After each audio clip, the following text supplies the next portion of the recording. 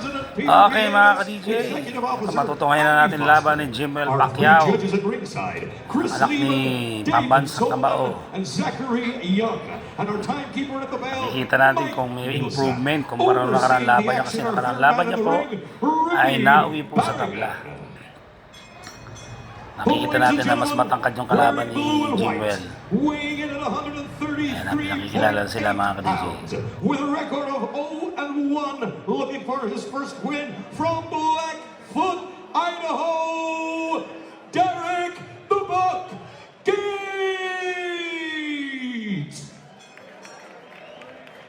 And his opponent across the ring, wearing red and white, weighing in at 136.2, with a record of 1 fight, 1 draw, from General Santos City in the Philippines, Emmanuel Jimel Pacquiao Jr.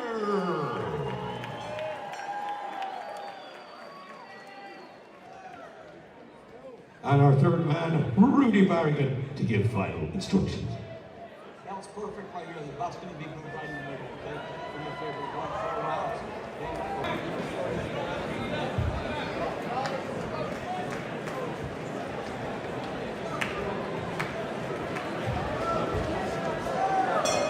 Okay, pumasok na ang round 1 mga ka-DJ. Nauna yung kalaban ha. Kalewete ang kalaban ni Jimel. May record si Jimel na isang 1-1.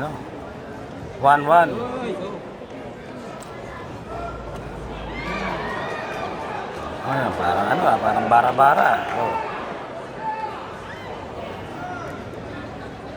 Agresibo yung kalaban. Haba ng kamay, ang wrestling na mangyayari,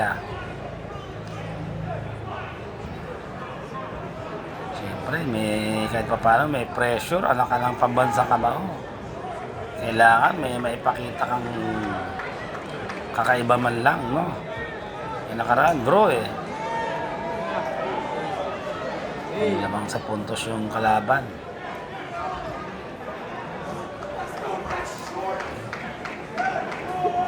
Nagamit niya yung reach niya. Wala na, jab. Tumatama yung jab,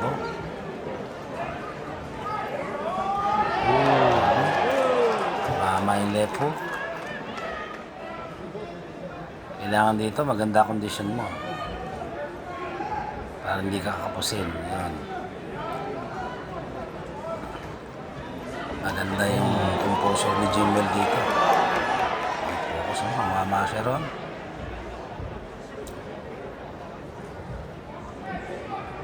Mga jab yung kalaban.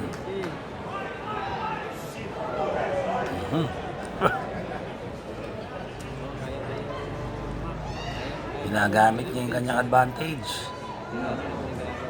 Uma-uppercut, Tumama po yung uppercut, yan. Bumawi si Jimel.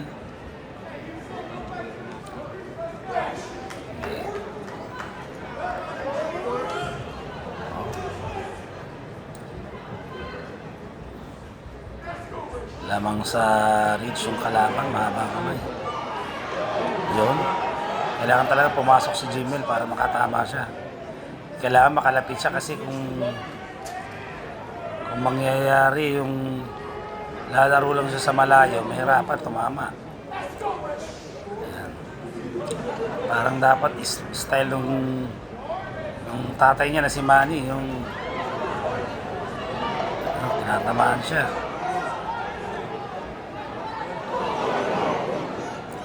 Uppercut na naman, kalaban dito. Sa akin, round 1, bibigay ko sa kalaban ni Jim. Pumasok na po yung round 2. Agresibo ang kalaban. Ewan ko kung tatagal yung stamina.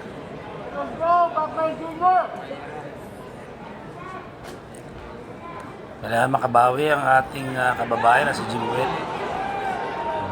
Tumama yung jab. makabawi ang ating kababayan. Focus. Yun, ganda, may combination. Oy, tinamaan. Bibilangan ng referee. Mukhang tinamaan.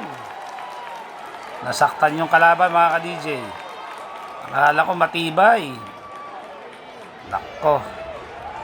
Delikides po, mga ka-DJ, ang kalaban. Yan. Dapat siya, wag mo nang tigilan. Parang style ng tatay mo. Yung relentless attack ang kailangan na niya. Panahon na ni Pacquiao, kabataan niya, pag yung nakatama, sunod-sunod na, hindi natatantanan talaga eh. Yun lang.